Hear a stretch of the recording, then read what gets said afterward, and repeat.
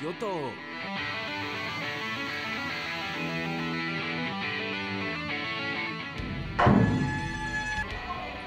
Shiga.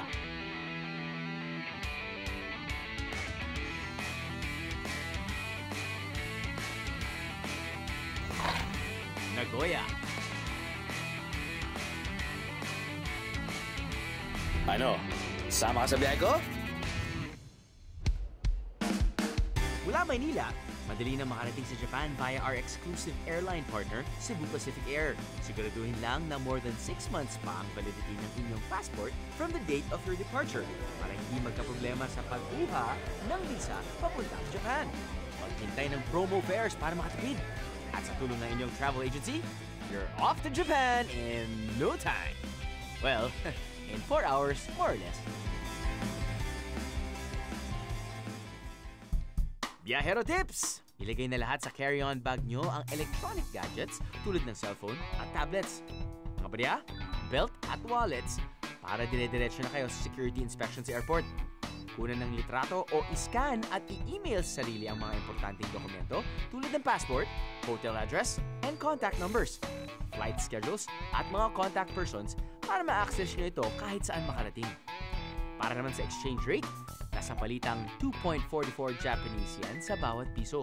Kaya naman, sulitin ang gastos habang nasa Japan kayo. Nahahati sa 47 prefectures o probinsya ang Japan. First stop sa ating Japan tour, ang Kyoto Prefecture. Kung ngayon, Tokyo ang sentro ng Japan, noon, Kyoto ang dating imperial capital. Ang isa pa raw na tawag sa Kyoto ay City of 10,000 Shrines dahil sa dami ng mga tinayong templo at shrines dito.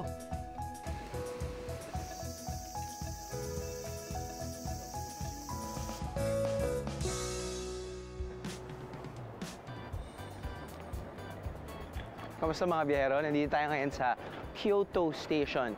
It's actually the second largest station building in Japan. The first, of course, is Nagoya Station. So ngayon, makakausap na natin yung journeys in Japan.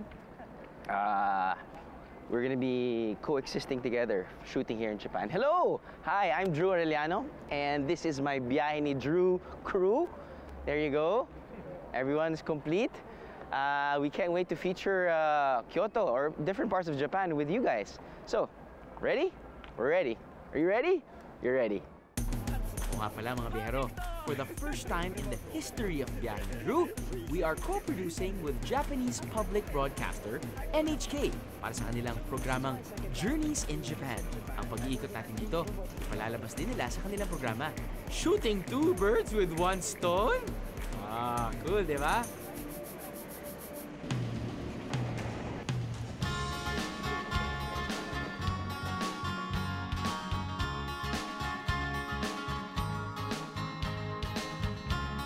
Isa sa nauusong paraan ng pag-ikot ng mga turista sa Kyoto ay ang Kyoto Cycling Tour. Are there a lot of bicycle tours here in Kyoto? Yes. We are visiting temples, shrines, and also many places. Hidden places, like secret. Oh. So only locals know. Only locals know. Yes. Okay, the local The flavor. back streets. Good. Here. Okay. How long is the tour? Tour is gonna be 3 hours. 3 hours. Yes. And usually, how much do tourists pay for the tour? Usually they pay like 8,000. 8,000 yen. Okay, and that's with that's with stops already and everything. Yes. Okay. All right. Sa loob ng humigit kumulang 3 oras, ilang templo, interesanting eskinita at ilog ang madadaanan nyo. Unti-unti mong mararamdaman ang vibe ng Kyoto, lalo na kung maaga kang magsisimula. Makikita mo kasi ang mga nagbubukas na tindahan at mga taong papasok pa lamang sa opisina.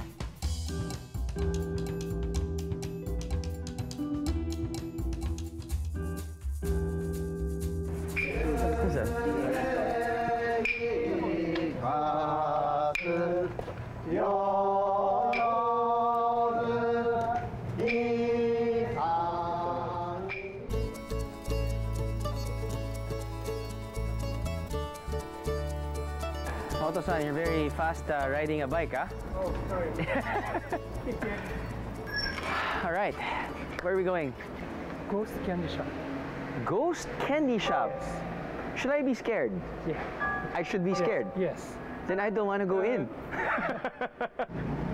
Okay, this is the candy shop. Ah, okay. いらっしゃいませ。こんにちは。 Hello, hi, konnichiwa. So what's so special about this candy shop? こちらの皆さんのお話をお願いします。415年前に身ごもった女性、お腹の大きな人が亡くなられて、About 415 years ago, a pregnant woman died and then buried. Got buried. Right. Right. So after she was buried, the baby was born in the grave. In the grave. Yes. Okay. She wanted to feed her baby, Right. so she became a ghost and visited This candy to shop. buy candy. Ah, okay. To feed the baby. Yes. Is it okay if I taste the candy? 味見してもいいですか? It's like broken glass. Yes, yes, that's right. Oh. It's sweet, but not too sweet. What's it made of? It's from wheat, Wheat. Ten- Ah, okay. 10% regular sugar. Regular sugar. Yes, So the 90% from the wheat sugar, with sugar. which makes it, I guess, what, healthier a Yes, bit? it's very It healthy. is. Yeah. Pagtikim ko, actually normal candy lang siya eh. Iba lang siguro dahil merong story behind it, kaya mas, I guess, interesting. Arigatou gozaimasu. ありがとうございました。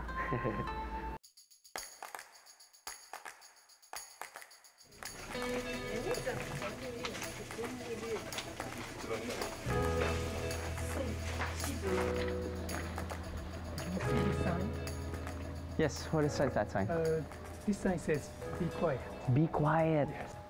So mga biyahero, ibig sabihin daw niyan, be quiet. Ilang templo din ang bukas sa mga turista at pwedeng pasukin.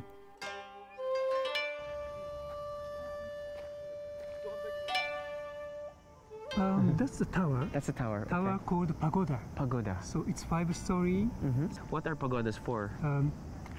In pagoda, they stored the remains, bones, ashes of the Buddha. Okay, So before they started making Buddha statues, tower was the most important feature in the temple.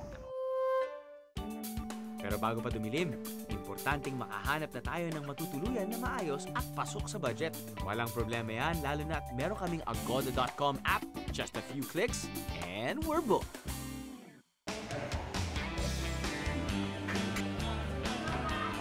Open. Oh, so this ka na eh. Wow. Nice feel. Diba? Minimalist. Yung style talaga nila dito, eh, no? Low table, very low chair is equal to bad back. But, uy, tingnan natin to. Naliw ako sa ganito eh. Uy! Grabe! Ang daming space. Hindi ko naman kailangan eh. Tama naman sila, di ba? Hindi ka naman magdadala ng buong apparel mo or wardrobe. Oh! An extra bed! Now, let's see. Oh. Ooh! Daming pintuan. Lababo. Ooh, look at this. Ang dami ko mauuwi. Man! Ito yung kailangan mong makita. Ito yung kailangan namin ma-emphasize din. Ang mga toilets dito sa Japan, pag uupo ka dito, heated yan. It's push button pa. Automatic. Ah, yan. Position, pressure, front, rear soft, rear, flush, light flush, oscillate. And their shower area. May bathtub. At ito ang kanilang shower. May upuan at may mirror. Clean amenities, a cozy bed, and Japanese breakfast. Simple lang naman ang hanap ko. Pero isang very pleasant surprise para sa mga hotel guests na mahilig magbabad sa mainit na tubig ay ang isang natural hot spring na matatagpuan mismo sa loob ng hotel.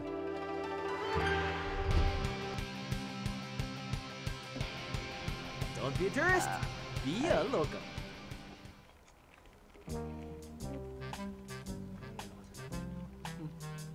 Ooh, wow. Nagulat din si Danny Kasan eh. Nagoya City. It's a symbol of love. Dito nag-meet yung mga lovers. In fact, marami na nagpapakasal dito. Viajero. And viajera. Ano? Sama ka sa biyahe ko? Ano? Sama ka sa biyahe ko? Pero kung gusto niyo naman ng isang kakaibang hotel experience, subukan niyo ang traditional but luxurious Japanese inns na kung tawagin ay ryokan. Welcome to Hiraya. May I ask the name? Andrew Aureliano. This is room 14. This is one of the oldest room of our ryokan. How old? 200 years. 200 years old.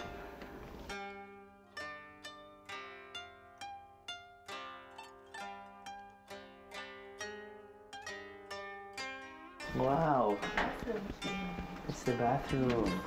The wall is built for Japanese style. Oh, so there's the Japanese style.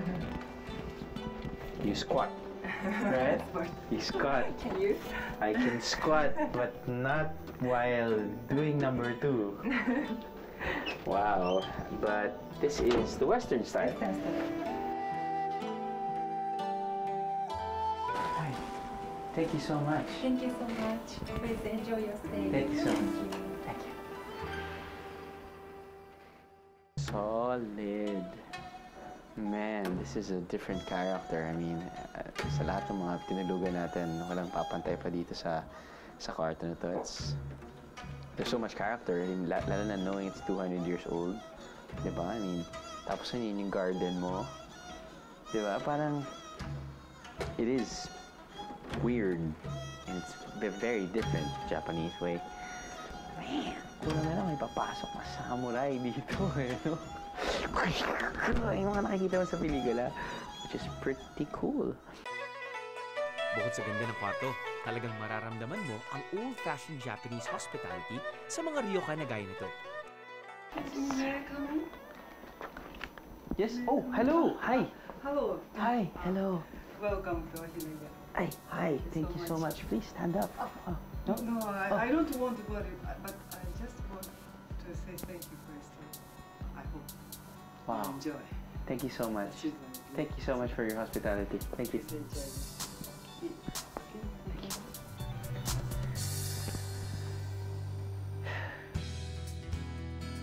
Pero hindi lahat ng kwarto sa ryokan nito ay luma at tradisyonal. Meron ding contemporary Japanese, pero kapansin-pansin na kahit ang mga to, meron ding view sa isang garden.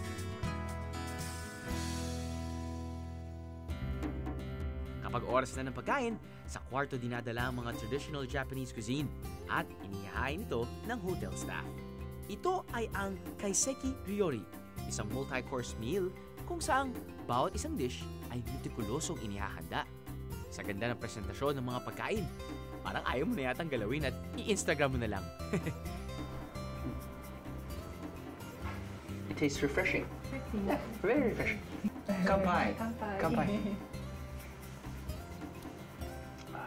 Oh, very sweet. Yes. Kampai. Kampai.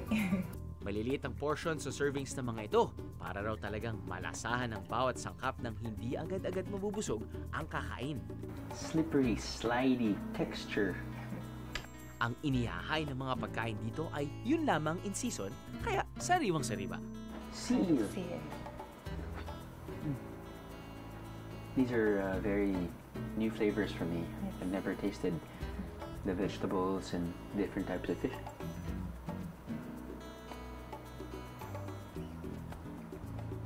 the soup is very Japanese.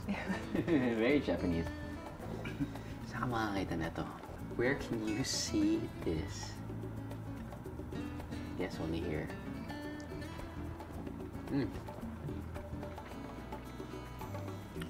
One thing about Japanese food, well, what I've been tasting here in Kyoto, they love texture. Kung namulat ako sa iba't ibang kultura ng mga pinupuntahan nating bansa, kailangan maging open-minded ako pagdating sa kanilang mga pagkain. Isa na dyan ay ang pagkain na kinakain natin ngayon dito sa Japan, specifically sa Kyoto. They have a way of presentation, and I think it's very beautiful. Whenever you travel, literally and figuratively, just open your mouth. Let your palate run free.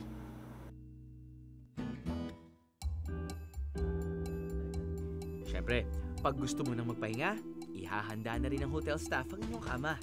Talk about great personalized service, mga biyahero. Ha? Think of this.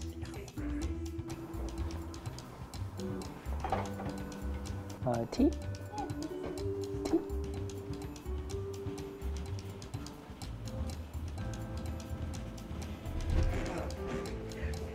Dito sa Ryokan, talagang mararamdaman nyo ang Japanese hospitality. Mula pag-welcome, hanggang paghahanda ng pagkain at higaan, hanggang sa paghatid sa'yo sa iyong pag-alis.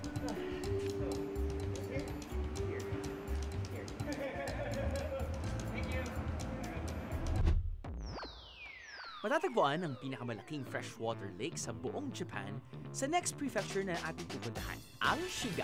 Sa gilid ng lawa, titingala ka sa isang napakataas na building, ang Otsu Prince Hotel, kung saan kami natulog dito sa Otsu City. Hi. Welcome to my 11th, 12th, I don't know, 13th hotel in 5 days. Halika na, mga biyahero. So, ito ang aking magulong room. Ito yung tinulugan ko kagabi. At habang inaayos ko to, ipakita ko sa inyo yung bed na naging magulo na. Pasensya na.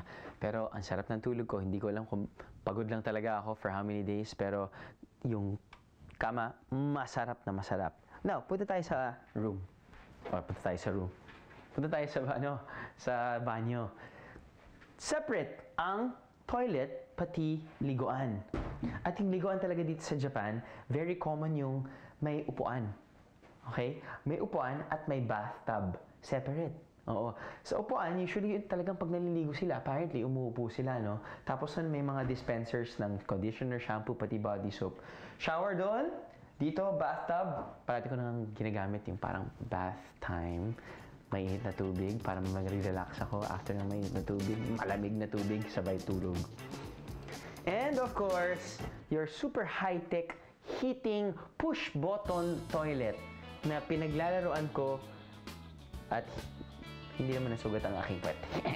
But anyway, sobrang enjoy yan. Okay, now, back to the room. Apparently, dito sa Otsu, ito yung isa mga pinakamagandang hotel rooms, no? Or hotels. Dahil ang view mo ay ang napakalaking river na yan. Napakalaking river na yan.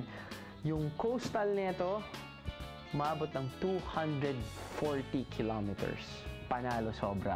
Now, tinakbo namin yan kanina umaga. Doon sa dulo. Tapos na nakita namin yung shape ng hotel na to, cylindrical. It's really, really a sight to see.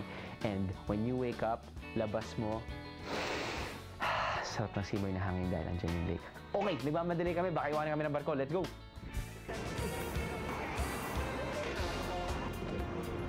Dahil sa napakalaking lawa ng Biwa, hindi nakapagtatakang isa rin ito sa mga major tourist attraction ng bayan. At para ma-appreciate ito ng husto, magandang sumakay ka sa Seta River Cruise.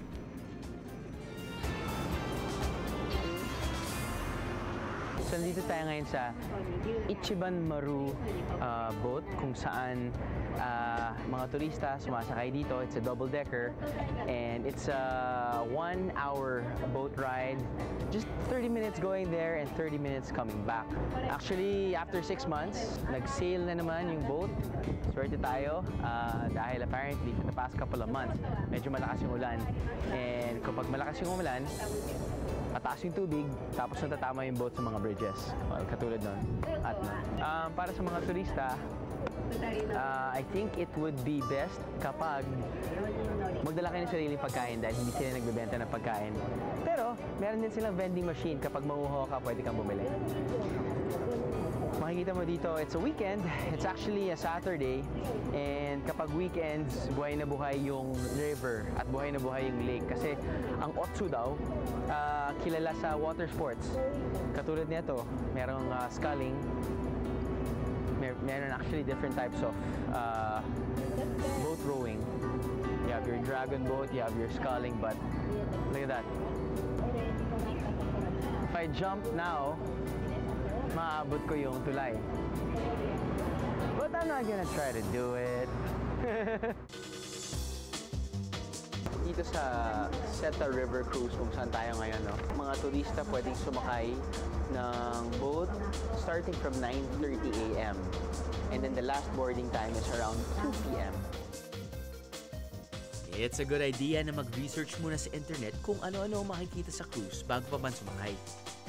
Dahil walang live English translation ng tour guide. At least, kahit di ka nakakaintindi ng Nihongo tulad ko, may idea ka na kung ano ang mga sinasabi niya kahit pa paano.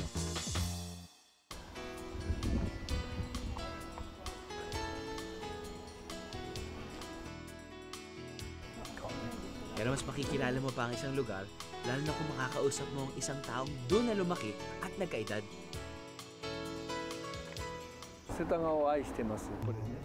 Ayon kay Mr. Mamoru Yoshida, lumaki siya na ang pinaka-importante ay ang pagdarasal daw sa kalikasan na mabigyan siya ng maraming huli at iligtas siya mula sa kapamakan.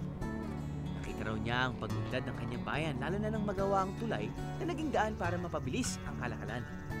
Tuwang-tuwa siya at nakakarating daw ang mga biyaherong tulad natin sa kanyang munting bayan at lahat daw ay welcome dito. Ayos ba? Ayos! So ito yung lambat na ginagamit daw nila panghuli ng clams. Kasi si Kuya or si Tatang ay presidente ng parang fishing association dito sa Otsuno. And ang specialty niya talaga panghuli ng freshwater clams. At ito yung ginagamit yung lambat. Kung makikita nyo, may metal na nakapulupot sa ilalim. Medyo mabigat. Mas maganda rin yun kasi pag hagis mo, mas madaling ihagis kapag may weight. At the same time, dahil sa weight nga, bababa yan. So apparently, this is 10 kilos. Kaya naman pala fit na fit si Lolo. 1, 2...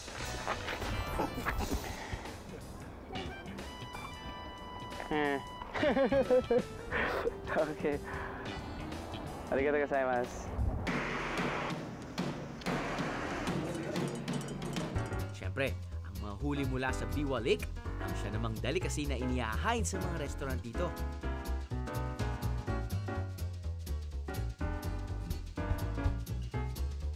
Kanina, ito yung hinuli natin.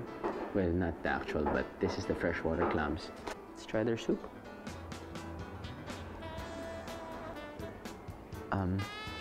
Yung freshwater clams nila medyo maliliit lang talaga. It tastes really good. Nilasing na hipon sa atin dahil deep fried to at hindi mo na kailangan tanggalin yung ulo or kahit anumang parte ng hipon dahil pwede mo nang kainin. So, but for me, look.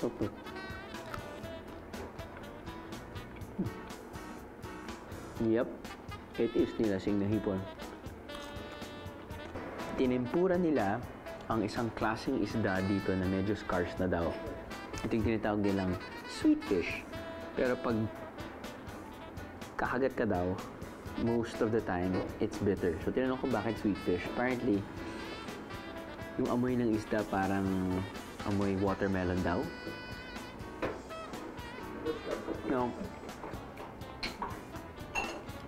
It's actually really good.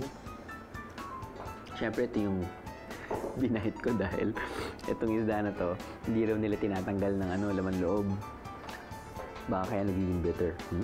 Pero, maglalagay ka lang ng asin, tapos na just bite into it. You don't have to put any sauce actually. You don't need to put any sauce. In terms of the taste ng mismong isda, It's actually not bitter.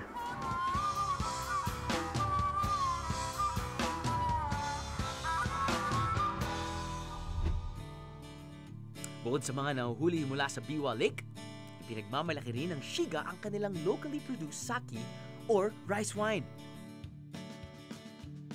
Kakaiba raw ang Matsunot Tsukasa Sake Brewery sa ibang sake brewery dahil ang bigas na ginagamit sa paggawa ng kanilang sake ay ang mismong nakatanim sa paligid ng kanilang brewery. Matapos anihin ang bigas, pinakukula nito, pinatutuyo at saka nilalagyan ng koji, ang bakterya na gumagawa ng alkohol mula sa bigas. Hinahayaan itong sumailalim sa fermentation process mula 25 days to 6 months bago mo malasap ang tunay na sarap ng sake.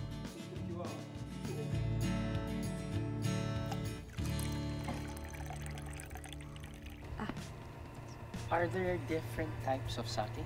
種類がありますね。 Yes. それは先ほど言いましたこの精米部合によってね。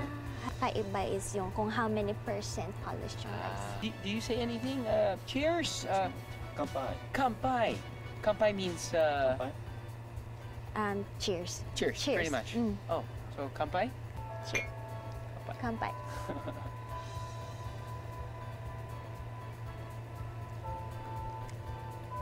Ooh, very sweet. Very sweet. ダメです。いや、ちょっと結構甘い。 It's very 甘 good. 口ですね。That's very, yes. very good. There are different types of sake in terms of temperature. 香りの高いお酒は冷やした方が美味しいんです。 Sake that are aromatic. Yung madaming aroma. Ang magandang way to drink it is to palamigin. Yung malamig in cold Okay. temperature. Okay. So if not so aromatic, kung wala masyadong aroma pero very deep taste na sake, it's good to drink it warmer Warmer. or maybe room temperature. Okay. Kanpai. Kampai. あると。 At may nababagay daw ng pagkain para sa iba't ibang klase ng sake. Para sa malamig na somen noodles, bagay ang malamig na sake. Ba't kaya? Try mo. Pwede daw lagyan ng osaka ng konti para maghiwalay-hiwalay. Nang? はいはい。 Oh, hi. Paghiwalay na. Ayun. You like it. Okay. Here. Here.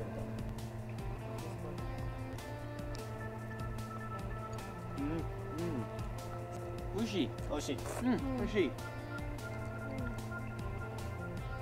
Sarap. Milk in my coffee. It goes well with It goes the really eel well. and the somen Right. and the sake.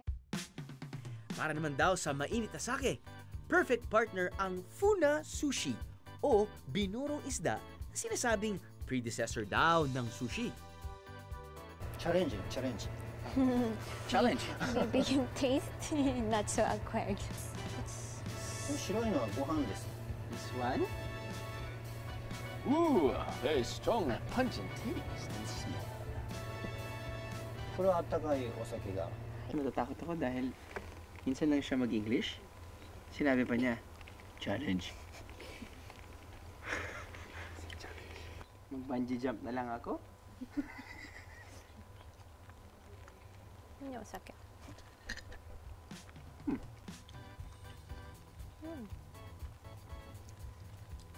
I like this better.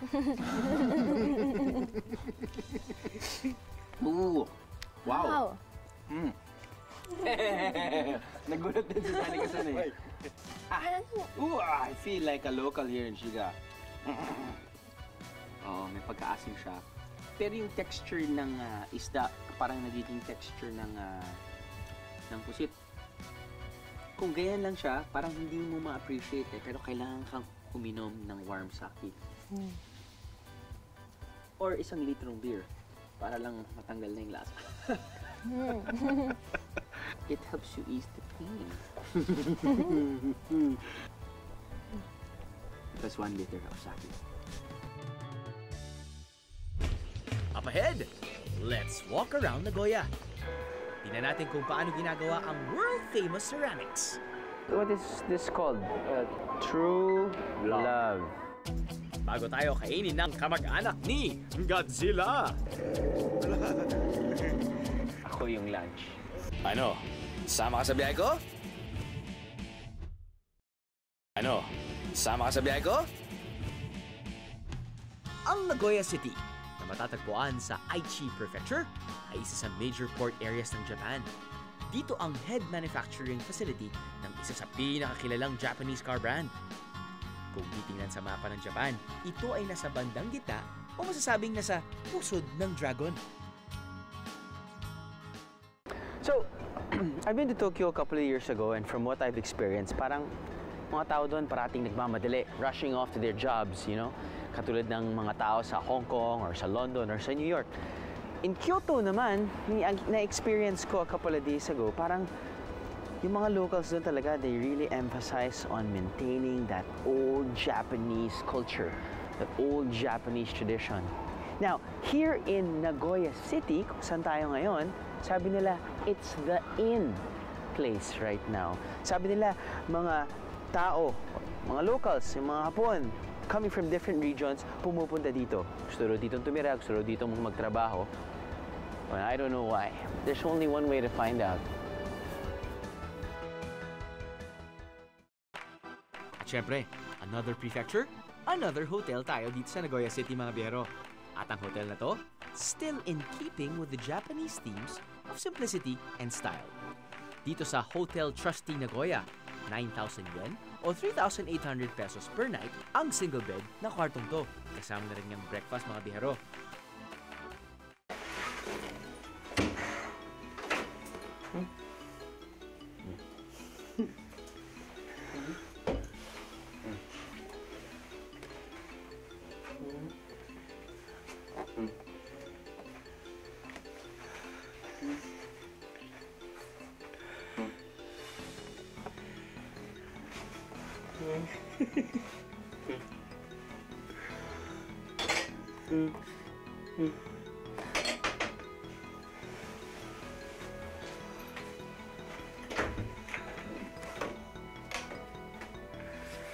Nice.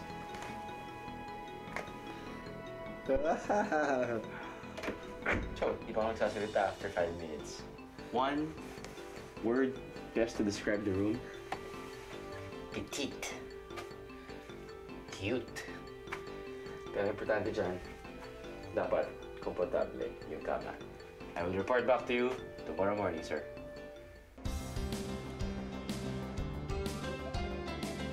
Isa sa pinakasikat na landmark ng Nagoya City ay ang Nagoya TV Tower. Mula sa malayo, mukha tong replika ng sikat na Eiffel Tower sa Paris, France. Sa halagang 700 yen o 290 pesos, makakarating ka sa viewing deck para makita ang kagandahan ng syudad.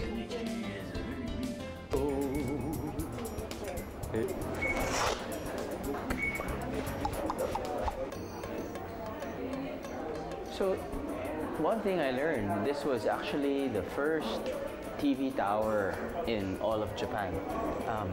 Pero ngayon, parang mas kilala na ngayon sa mga bata as a landmark. Yes, great landmark of Nagoya. At it's a symbol of love. Dito nag-meet yung mga lovers. And, in fact, marami na nagpapakasal dito. If you look at this right side, this is the Tower Wedding Memorial kung saan kung sino nagpapakasal, naglalagay sila ng mga nameplates. Ang ganda rin dahil hindi lang pangalan nila kasi may kanya-kanyang design pa. This might be your nameplate right here. Mula sa tuktok, makikita mo ang ilang pang famous Nagoya tourist spots. Siyempre, kasama na riyan ang Nagoya Castle. Madali lang mag-ikot-ikot sa iba't ibang tourist spots dito sa Nagoya. Lalo na kung gagamitin mo ang Meguro Bus Tour. Abangan lamang ang brightly colored buses sa designated bus stops. Maghanda ng 200 yen o 82 pesos for a one-stop pass o 500 yen o 205 pesos for an all-day pass at makakarating ka na sa ilan sa pinakasikat na tourist spots ng Nagoya.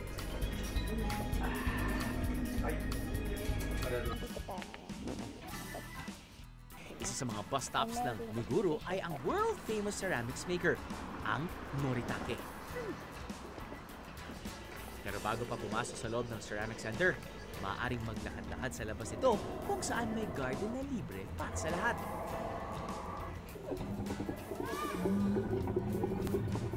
So, ito pala yung view ng lunch ko or meal ko. Siya ako yung lunch. So, in fairness, yung movement nila medyo lifelike. I mean, animal-like talaga. Hindi yung katulad sa atin, di ba, para sa tayo, parang alam mong robot na robot. Ito talagang parang totoo eh. At nagulat din ako dahil kala ko statue lang sila.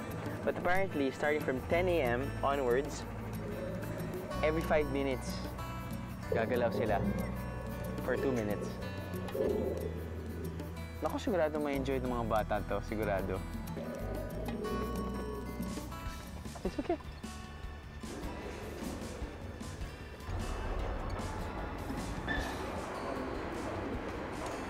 So, ang entrance dito ay 500 yen. Ang okay dito, meron silang mga pamphlet na English. So, it's easy for most tourists.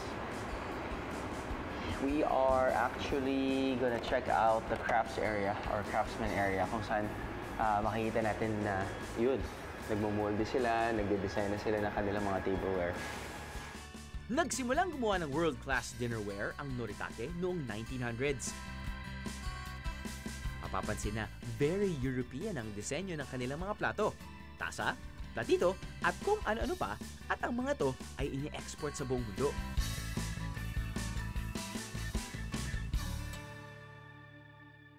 Generally in Japan, yung labor sobrang mahal. Hindi katulad sa China. Kaya marami nagpapagawa sa China dahil labor cost is very low. So ginagawa ng mga Japanese, they really rely on machines. Diba? It's less expensive and they say it's more accurate.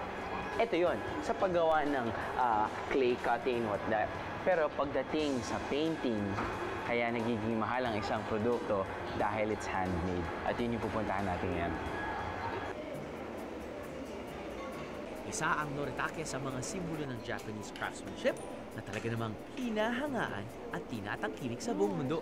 Hitoshi-san, can you please, describe to me your pride, your Japanese craftsmanship? Japanese porcelain maker, and always time so they are designing included Japanese hearts. Japanese heart. Okay. What do you think? What sets the Japanese apart from other craftsmen all over the world? This is just a cup and saucer. So there are people that using coffee or tea.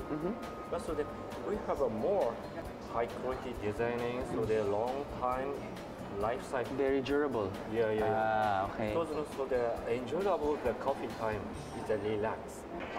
Right. How much is this again? $10 million US. Wow.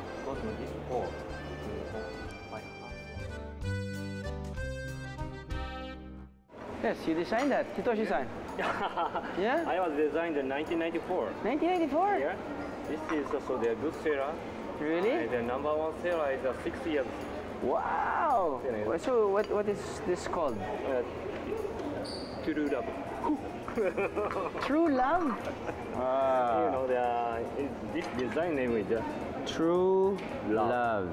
Hitoshi-san has a very sensitive side, yeah? This is my designing. True Love, Hitoshi-san. Who is your true love, Hitoshi-san? I have so many true love. Oh, really? A lot? In the midnight. Thank you. Arigatou gozaimasu. Good job. Kung medyo nag-aalangan kayo pumunta sa Noritake dahil may bit-bit kayong mga malilikot na kiddie viajeros, don't worry, dahil meron din namang ibang attractions para sa buong pamilya. Isang sikat na pasyalan kahit anong season sa Japan, ang Nagashima Spaland.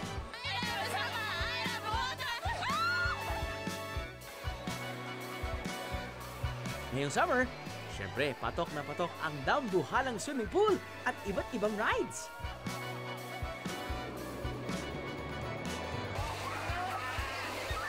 Must try ang sinasabing world's longest roller coaster, ang Steel Dragon 2000 na may habang halos 2.5 kilometro.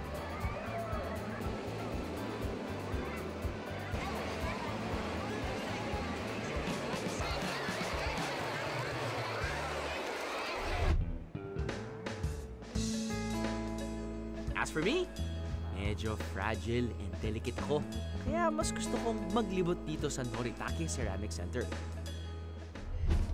When we return, let's try to make my very own Noritake ceramic plate. Japanese samurai. Japanese samurai. Okay. Very good. Very good. Alright. Ano? Sama ka sa biyahe ko? Ano? Sama ka sa biyahe ko?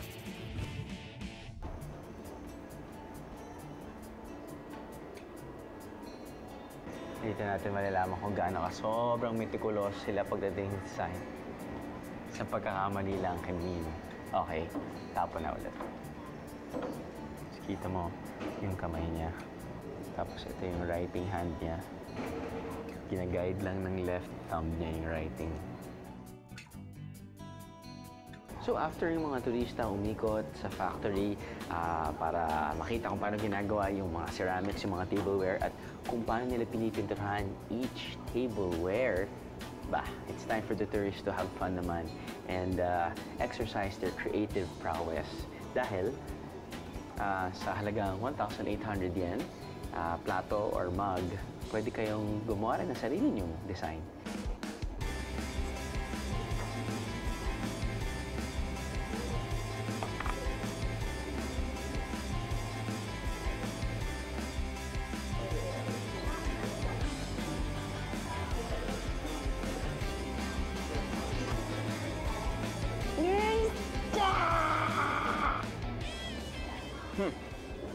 Okay, so done with my artwork after 50 million years.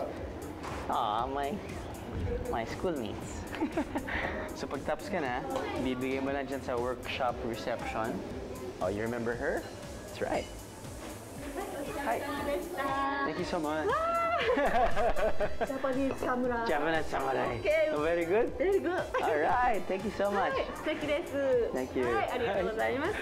Thank you. 楽しみにしててください。 Thank you. ありがとうございます。 So, ang mangyayari niyan, bigay ko sa kanya, tapos noon, after a week, kung nandito pa kayo sa Nagoya, well, pwede mong i-pick upan. But, sometimes medyo, sabihin natin, mas maikli yung stay nyo, di ba? Baka naman less than 1 week. No problem, you just have to pay 1,000 yen extra so they can ship it to the Philippines.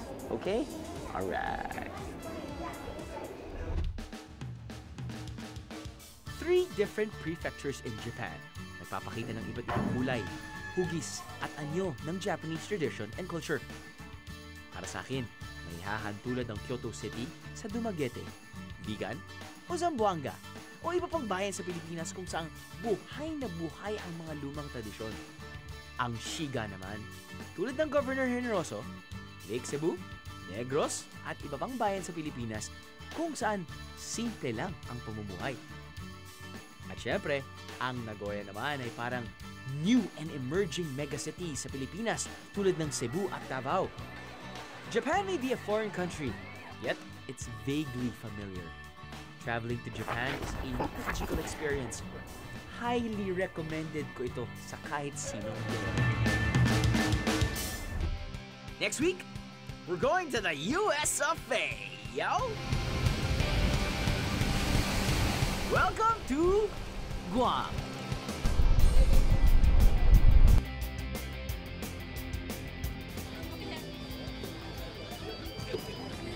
Ito yung appetizer ko. Dahil wala akong pera, nabusog na ako sa buko juice.